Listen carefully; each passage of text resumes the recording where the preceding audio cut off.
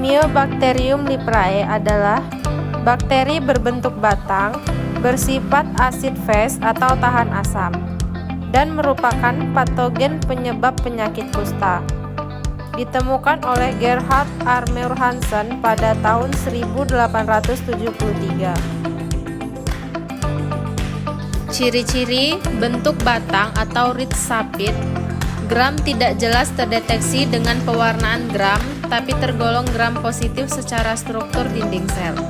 Sifat pewarnaan asid fast positif dapat diwarnai dengan Ziehl-Neelsen atau Wittevara-Kostein. Pertumbuhan sangat lambat, waktu generasi lebih kurang 12-14 hari, salah satu yang paling lambat di antara bakteri. Tidak dapat ditumbuhkan di media buatan biasa, hanya dapat dibiakkan pada jaringan hidup seperti tikus kaki dan armadillo.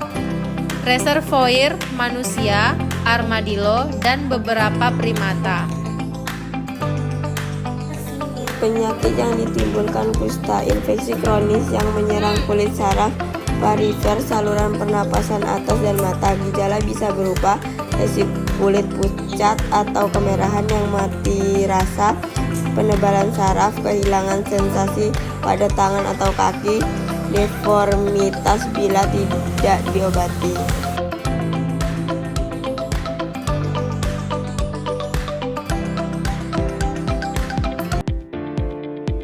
Cara penularannya itu bisa melalui percikan droplet dari hidung atau mulut penderita kusta yang tidak diobati, terutama lewat kontak erat dan lama. Kedua, masa inkubasi sangat panjang, rata-rata 3-5 tahun, bisa sampai 20 tahun.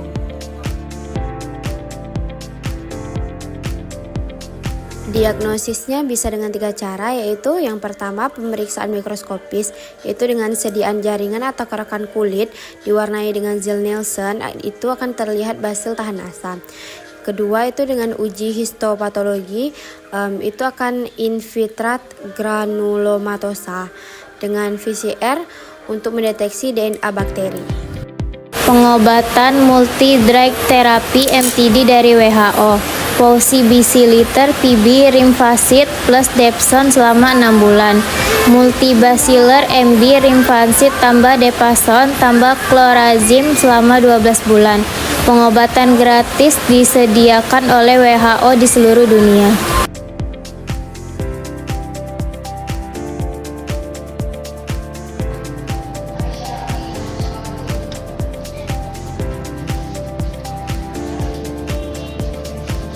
Pertama, lokasi dibersihkan dengan alkohol 70%.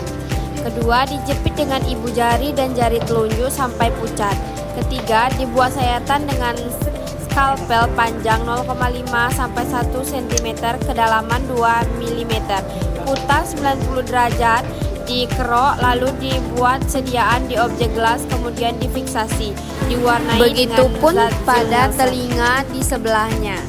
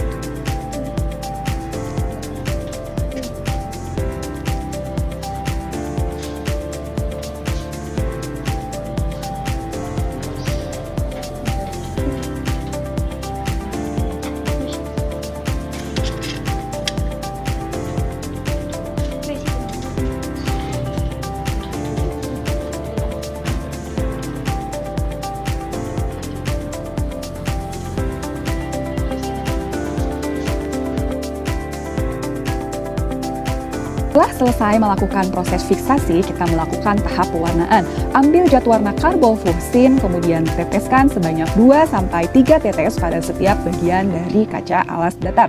Kemudian kita lakukan persiapan untuk tahap pemanasannya. Terlebih dahulu kita nyalakan pembakar spiritusnya. Kemudian kita buat bola kapas yang dibentuk sedemikian rupa lalu dipadatkan dan kita celupkan ke larutan spiritus, kemudian buatlah bola api, bakar bola kapas berspiritus tadi.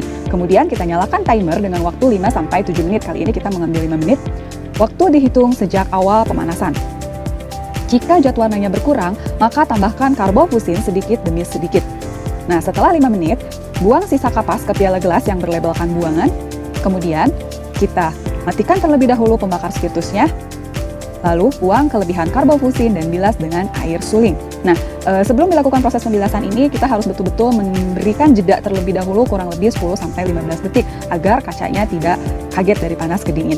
Tahap selanjutnya, celupkan ke dalam decolorizer. Decolorizer yang digunakannya adalah asam alkohol. Celupkan sebanyak 3 kali celupan saja. Nah, pada tahap ini bakteri tahan asam akan tetap berwarna merah, sedangkan bakteri tidak tahan asamnya akan tidak berwarna. Selanjutnya kita bilas kembali dengan air suling. Lalu kita simpan kembali kaca alasnya di rak pewarnaan. Kemudian kita akan melakukan tahap pemberian zat warna yang kedua. Zat warna yang kedua yang kita gunakan adalah metilena biru. Metilena biru ini akan mewarnai bakteri tidak tahan asam.